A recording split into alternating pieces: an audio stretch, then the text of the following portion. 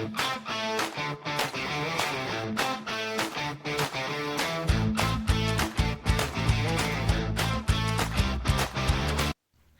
everybody, welcome to Start a List with Carol and Stacy. I'm Stacy. I'm Carol. And if you're watching this, you're going to notice that we are not in our usual location. Nope. This is the surprise I told you about from last week. So we also aren't technologically adequate enough to figure out how to use our sound like we normally use. So we are in a hotel room in Pigeon Forge, Tennessee. And we happen to have a cozy little fire there behind us. Yes. On the big screen. We're at a Christmas hotel. It's called the Inn at Christmas Place. And we decided to just film our podcast from here. So hopefully if you're watching this, you'll see that it's different. And if you're listening, hopefully the sound is not too different than what you're usually used to. Yes. And so we decided that since we both retired, that we've never been anywhere together as far as, hey, let's go on a little mini trip. So and people could not believe that, y'all. Like they were amazed that we had not actually traveled together. It just never worked out. But we couldn't believe it. So here we are. I said, let's go do something fun. And then I was like, let's go to Gatlinburg. And then I said, ooh, what about Pigeon Forge? And she said, oh, we could stay in the Christmas hotel. And I'm like, I'm down. So here we are. We trucked it up here today. We look a little tired because it's the end of the day. And we drove up here, which is not far. We lost an hour, so it's an hour ahead. But we have shopped and we have eaten. But we lost an hour last week with daylight savings. So now we're 2 hours behind, technically. Yes. So I'll probably be asleep here in a little while. So we're going to do something a little bit different today since we're not in our usual location, doing our usual thing. And Carol had a brilliant idea, as she often does. Yes, no. Don't go crazy, but I'll take it. Well, tell them what it is. Oh, I forgot. No. It was kind of to interview each other and ask each other funny questions. Yes, and she found a bunch of fun questions, so we just thought we would spend some time asking each other random questions. Yes. So I found 255 of them, but we've narrowed. Don't worry, we're not going to do that many. We narrowed them down. So just got like 8 to 10, so we're going to go through them. We're going to start asking each other questions, and we'll see how it goes from there. So I'll go first. Would you time travel to the past or the future, and why? If you know me, definitely the past. I love anything vintage, anything nostalgic. I'm very sentimental. Like that's part of my hoarding issue. I want to hold on to everything.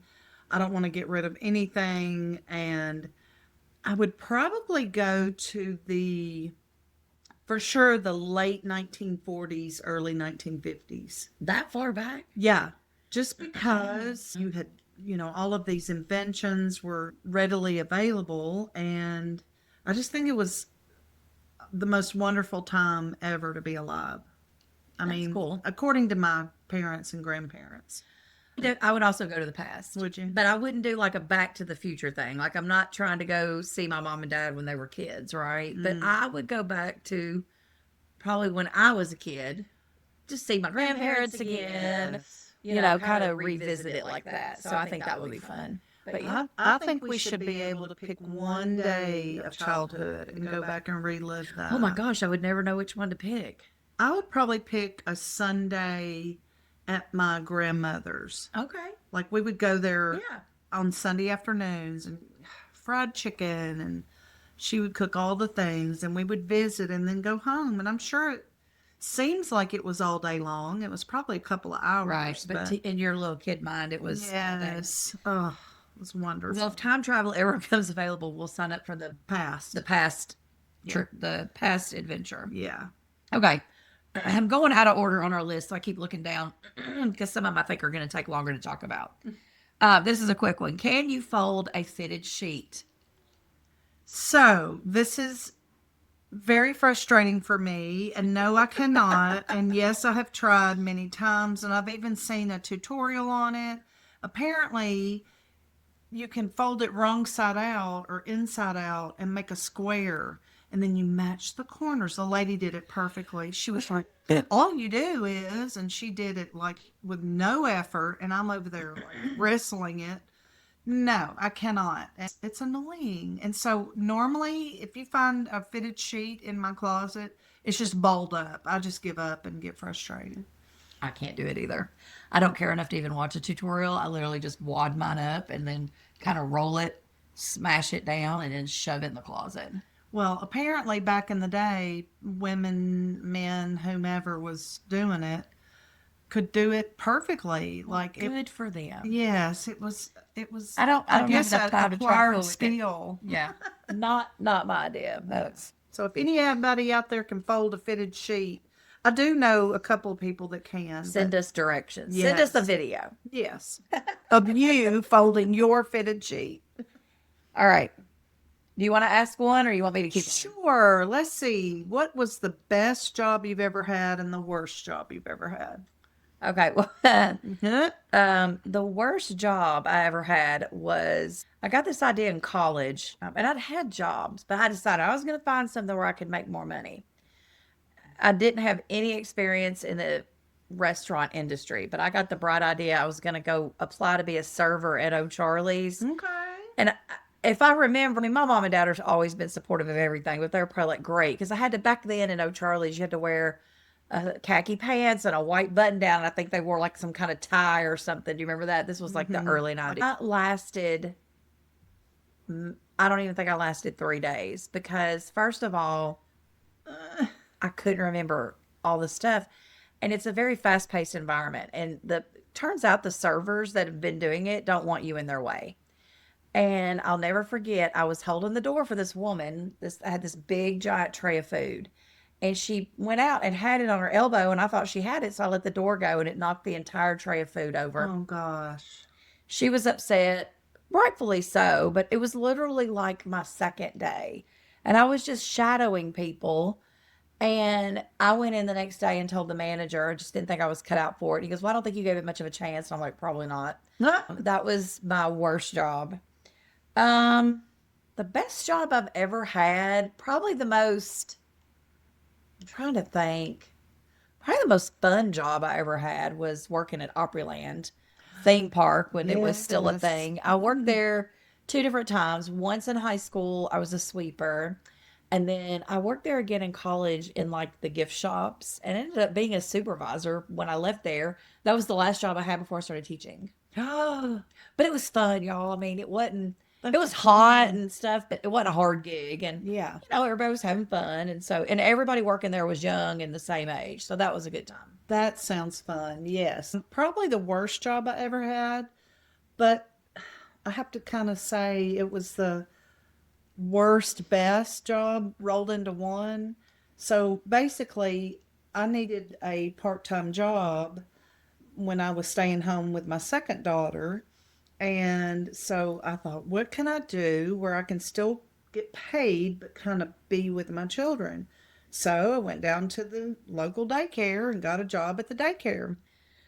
And I got to cook and, do stuff I enjoyed. But my daughter was with me and she was in the little class. And my other daughter was in grade school and she would ride the daycare van to the daycare center. And then about an hour after they got there, we'd have a snack and pack up and leave. And it was kind of the perfect setting for all of us. So I was getting a little money on the side. At the time, I had been teaching for a while and I had a master's degree, which that's fine. But one of my main jobs was to, every day before I left, was to make sure I cleaned the bathroom. So I can remember thinking, here I am with a master's degree in education and I'm cleaning the bathroom.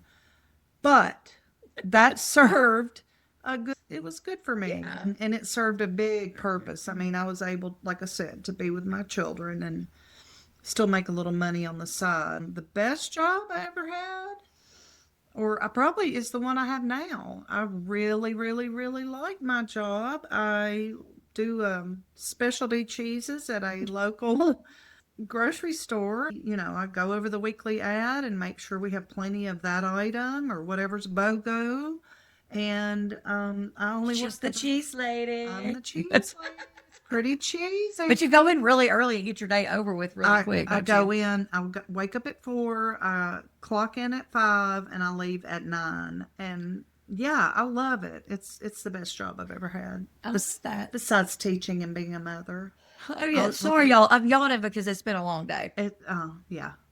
Sorry, we've just done a lot today. We've squeezed a lot in, And we and laughed all technically of at our- home. I don't know what time is it. At home, it's only 6:25. So But we just laughed all of our energy out because we could not get connected to this it's not the meeting. brightest when it comes to this kind of stuff. I mean, So I've got every piece of equipment. We could record a Hollywood movie. We've got cameras and lights and everything. And here we are like, let's just record it from the we couldn't computer. figure it out. So we're challenged. Ugh. Anyway. Okay. Well, let's get into this one because it might take a minute. I got a few of these. It says, "What is your biggest pet peeve?" Okay, before you say go that, first. well, I don't necessarily have like just something specific, but we were talking one day and I said something, and Carol goes, "I've never heard that before," and I said, "Yeah, that really burns my buttons." And she's like, "I've never heard that before," and I'm like, "You've never heard burns your buttons?" Anyways, I've heard of things chapping things, but not burning buttons. Let's see. A pet peeve is I hate people. I don't hate people. Sorry. I do. No, I'm kidding. I hate when people are unprepared. Oh yeah. Like I would rather be over prepared than under prepared, right? So What do you mean? Like in a meeting or at a like in general, like if we brought everything we thought we would need for this, even though we couldn't figure out how to use it, we aren't using or I probably comes a bit from teaching kindergarten too. You have to be overly prepared every day because it's hard to just go on the by the seat of your pants with a bunch of 5-year-olds staring at you. What's another big pet peeve I have? Oh, this is a big one. This gets on my nerves, and this just happened not long ago.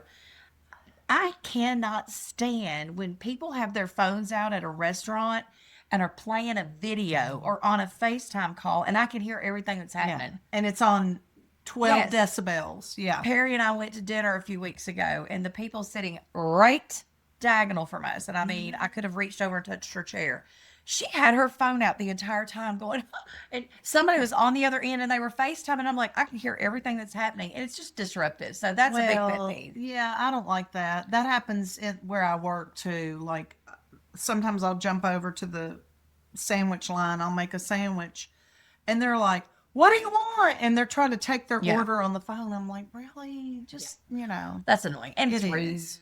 It is. It is. Pet peeve of mine would be, okay, this is really petty, but I'm just being real. Okay, do it, girl. If you're driving and you pull in a parking lot in front of me and stop because you're looking for where you're going to go next, like then I'm hung out in the road and going to get T-boned. Like, go, get in and keep moving. Like, go on. Yeah. My other, it does relate to driving as well, is don't hang out in the left lane.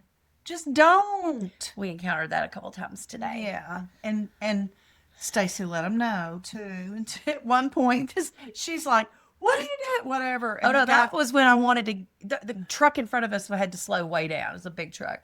And so I had my blinker on and I kept trying to get in the left lane so I could pass him because I'm going like 58. And then all these cars keep passing me. And I started, and they're looking at yeah, him. I'm yelling, I'm She's going, throwing my hands like, I can't get over because you won't let me over. And then finally, this poor guy behind me flashed his lights and let me he's over. like, Said, "No." oh, he saw me waving my arms mad because I couldn't get over. But I mean, really, don't drive in the left lane and do that. You're clogging up everybody. I'm sure I have more pet peeves. I just can't think of them off the top of my head. Yeah, and I guess the other I'm not thing, easily annoyed, but the other thing is people being late. That's yep, that is I agree. I don't Very- like it when people are late. rude and selfish Yeah, and a couple of minutes is fine, but when you start getting into the 5-10 minute mark, then it's a problem. and it's not just a me thing. Like I'm not the only person annoyed by that. I think it's just a universal it's just rude, and it Yeah. puts other people out, and it's, it throws the whole, for example, if you're late to work in my what where I work, then all the breaks are thrown off. Like if you're coming in late, then we're running behind in our production in the morning, and then then you go on break, and now we're still behind, and now we're short a person. So yeah, like promptness is important. Okay. Is the moral. Are you done with your pet I'm- peeves? I'm Because I'm ready done for the next one because it's a good one. Ranting, yes. Okay. Hit me. I Hit don't me. I don't have an answer for this one, but Carol's is so good that it will be it can be both of our answers. Gosh, Okay. okay. So it's if you could add a word to the dictionary, what would it be and what would it mean? And I couldn't think of one, but she has one and it's amazing. So I'll let her tell you. This is a tribute to my 3 children. Love you 3 very much with all my heart. My word is chap shadow. And what it means is it means eyeshadow in a chapstick container. Well, no, it's your eyeshadow that is chapstick It's chapstick that is eyeshadow. that you used as eyeshadow. So basically, you don't have to, like, you've always got your eyeshadow with you, and it's, it's compact, you roll it up, and it looks good all the time. Now, I know it's hard to believe, but I didn't just think of that. It actually happened to me. So when I was teaching first grade, I had a sweet little girl that came running up to me one day. She'd been out on the playground, and I'm thinking, how in the world did this happen on the recess, But she comes running up to me, and she's squinting her eyes, and she's yelling. She's like, my eyes are burning, my eyes are burning. And I'm like, what happened? And she squinted and opened them, and her tears are just pouring out. And she said, I put my lip chapstick on my eyelids. And I said, what? What for? And I said, let me see it. And it was literally like menthol glitter, green, some kind of Christmas something flavored. And she said, I was just putting her eyeshadow on. She was putting her eyeshadow on, and it had mint in it, and it burned her eyes, and she's crying, and I'm like, why did you do that? And she was going, I don't know. But when Carol told me about it, she's like, I guess she's invented chap shadow. Yeah. So I would put chap shadow in there, which, I mean, could be a really hot viral product. I don't have I couldn't come up with one because I'm just not that. Well, I like throat punch. We like that word. That might already be in the dictionary, actually. I didn't look it up. Yeah, I think it would be hyphenated, but I think if you're out there and listening, you feel the definition of throat punch. Okay. More often than not. The next one is, what is the weirdest gift you ever received? Ooh, Stacy, you win. I'm going to go first. Yes. Mm-hmm. I'm not going to lie, I win. So, now I want to preface this by saying throughout the many 30 years of teaching, teachers receive lots and lots of gifts and are appreciative for all of them. Okay. Big, little, small, a handwritten note. We are very appreciative of them. Yes. But this has been many, many, many, many, many years ago. And at the time, I was teaching 3rd grade. And I will never forget that back in the olden days of teaching, your room mom would often send out a note and collect money from anybody in the class that wanted to donate. If you want to send in a few dollars, we're going to get Miss So-and-so a gift from the class, right? Yeah. So you usually got one bigger gift instead of a bunch of little tiny gifts, which was nice, right? Because you might get a gift certificate, or you might get something sweet that was commemorative of the class, right? Yeah. So I remember that my room mother had taken up money. And then apparently the gift was coming from a different parent. And I guess she had expressed to the room mom that she made this item that I'm going to tell you about. I have a picture of it somewhere. And I've seen it with my own eyes. And the mom that made it was very excited, and she brings it to school. And this was of the times where you opened up gifts in front of all the class was there, the parents would be there. And she brings this gift in, and it is a podium. Was it on rollers? No, it wasn't on rollers, Oh. but it was I thought she also rolled like, it in. now when I say podium, it wasn't like one tall enough for a normal adult to stand at. It was legit, probably waist level. So it's a tiny podium. Oh, like a library, like you would put a dictionary on. Yes. Only it didn't have a dictionary on it. It had the Bible. And the Bible was just opened. And around the podium, like the part the Bible was laying on, was thick lace that had been hot glued all around the edges. Every corner had silky, shiny ribbon hanging off of it.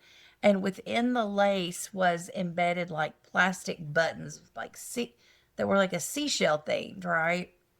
And then the pages of the Bible had been hot glued shut. So was it You couldn't decoupaged?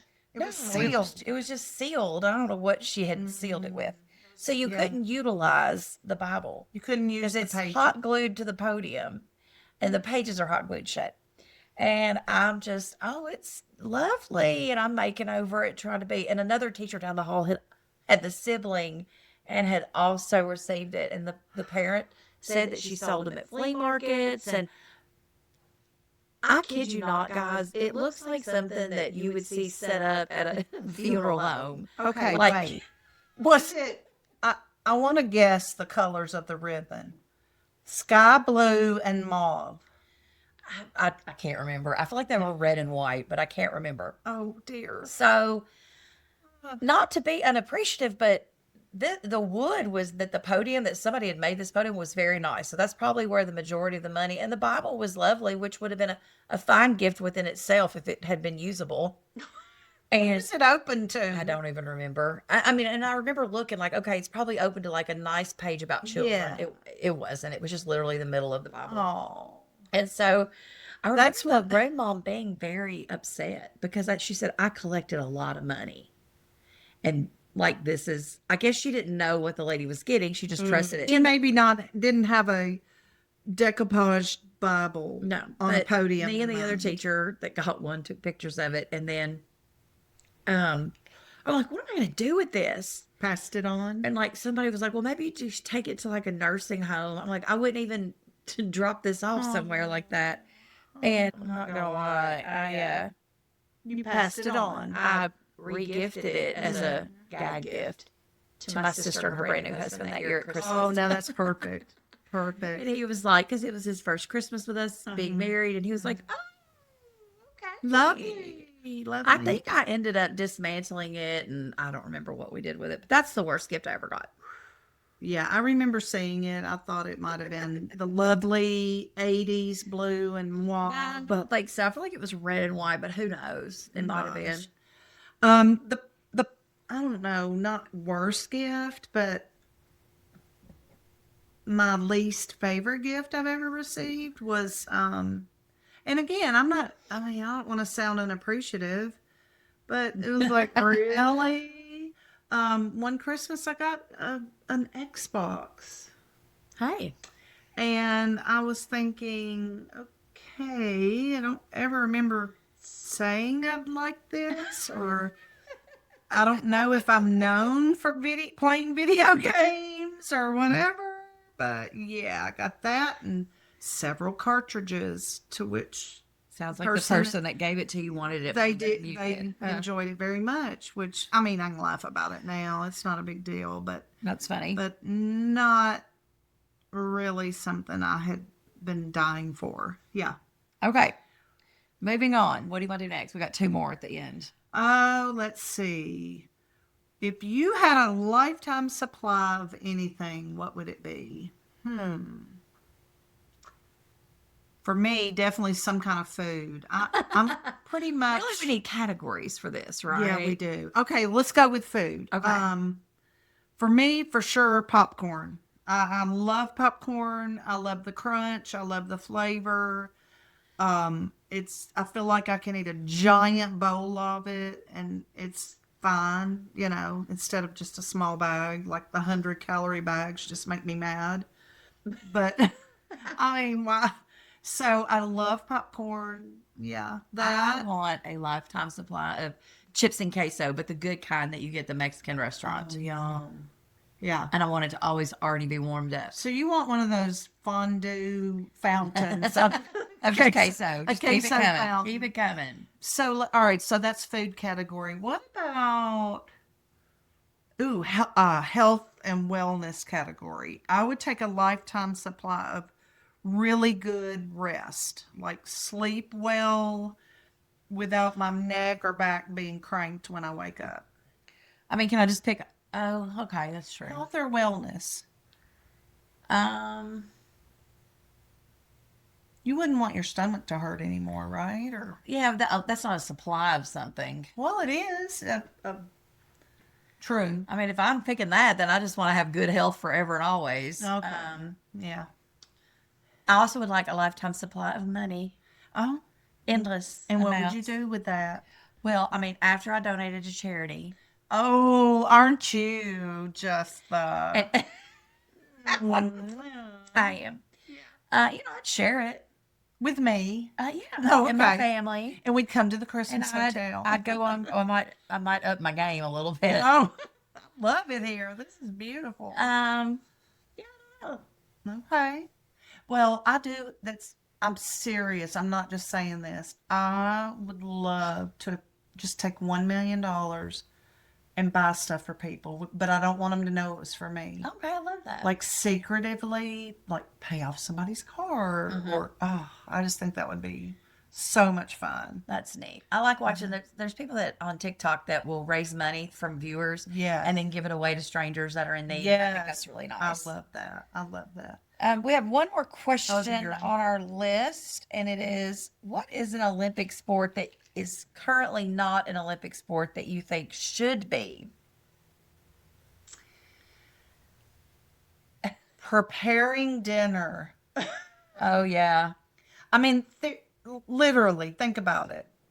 Are there any listeners that don't? I mean, some don't, but most of us at about 2 or 3 o'clock in the afternoon are like, what am I going to have for dinner? Yeah. What am I going to do for dinner? You either go out to eat, and that's boring anymore and expensive, or you're trying to figure out, all right, do I do breakfast? Is it Italian? You try to think of categories. And you just rerun the same meals over and over again. So Yeah. I think if it was an Olympic sport, you would do like the fastest, or who could cook the best meals, or the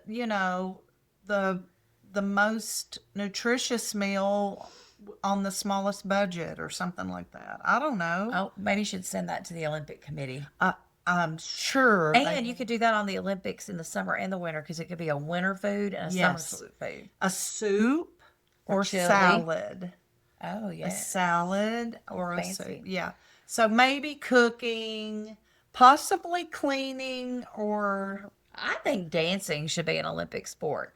I mean, we for have sure. so many you guys, like, the UDA college nationals, UDA high school nationals. I think dancing. Ballroom dancing? Any of it, any kind of dancing, they could have different categories, kind of like ice skating has different categories. Well, they dance on the ice. Why don't they just dance? Yeah, on I the think ground? dancing should be an Olympic sport, because dancers, professional dancers, work and they are athletic. So, But that makes sense. yeah. Pick something that doesn't make sense. Oh, Like well, cooking. I didn't know it had to be Oh, silly. No, it doesn't. It doesn't. But I'm just trying to go. All right, let's think of something like house cleaning or housekeeping. Definitely would not win an Olympic medal for that. Like I what's hire something- somebody to clean my house. What is something that's like? You said shopping earlier. Yeah, You remember that sure. shopping game show that was on grocery? It was some kind of grocery. Oh, cart. Dice grocery game. That's Ran around cool. and they had to find the foods and then cook it. And Yes, yeah, that's cool. That's yeah, still that was cool. Yeah. Well, that was all the questions that we had planned, and Oh, okay. we've been talking for 30 minutes. So Okay. Well. I don't know what it sounds like. Yeah. Well, we hope it's something good. If you guys have never ever been to the Inn at Christmas Place in Pigeon Forge, this is the only place I ever stay unless I come with a big group and we get a cabin. Yeah. It's so nice. They run specials, and it's right in the middle of Pigeon Forge, so you can walk to things. And we've been coming here since the beginning of time. Like Well, not we, but she me and and her my family have been This is my first since trip. my child, who's now an adult, was little, and it's never let us down, and it's so Yeah, nice. And it's really nice. it's adjacent to, for those of you that listen to this, the Christmas store in Mount Juliet is a part of this group. Yeah. So you have the Christmas store up here in Pigeon Forge, and now in Mount Juliet, we also have a Christmas store. Yes. But we're going to wrap it up and get off here and enjoy our magical fireplace. Yes, I've been quite warm sitting here. And there was a guy outside dancing across the street with a microphone next to a bike, so I might go back, see if he's still out there. We're thinking about going and giving him, dropping some I'm not money really in sure his what he was bucket. doing because you can't hear anything because of traffic, but he was giving it his all, y'all. Yeah, he was. So He remember, danced, he sang, he did it all. He came, he saw. yes, he did. But All right. Thank you for listening. And I don't have a bell this week, so we're going to say, don't make don't make a fist. start a list. Bye.